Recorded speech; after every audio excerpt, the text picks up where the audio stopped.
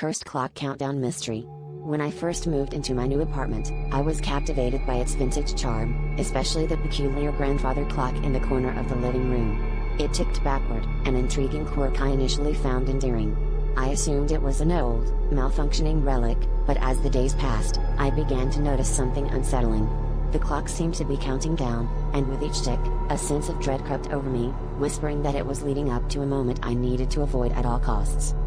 The first night, as I lay in bed, the backward ticking echoed through the walls, louder than the night before. I shrugged it off as my mind playing tricks, but the following day, strange occurrences began to compound my unease. Objects moved inexplicably around the apartment, and shadowy figures flickered at the edge of my vision. I tried to rationalize it, blaming stress or fatigue, but the clock remained a constant, sinister presence, always counting down. Determined to uncover the mystery, I started researching the apartment's history and discovered a chilling legend.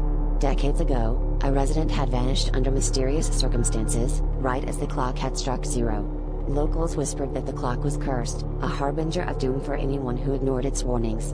With each tick, my anxiety mounted, and I became obsessed with deciphering the countdown's endgame. As the clock neared zero, my desperation peaked. On the final night, I sat before the clock, heart pounding, determined to confront whatever fate awaited. As the last tick resonated through the apartment, the clock struck midnight, and an icy wind swept through the room, extinguishing every light.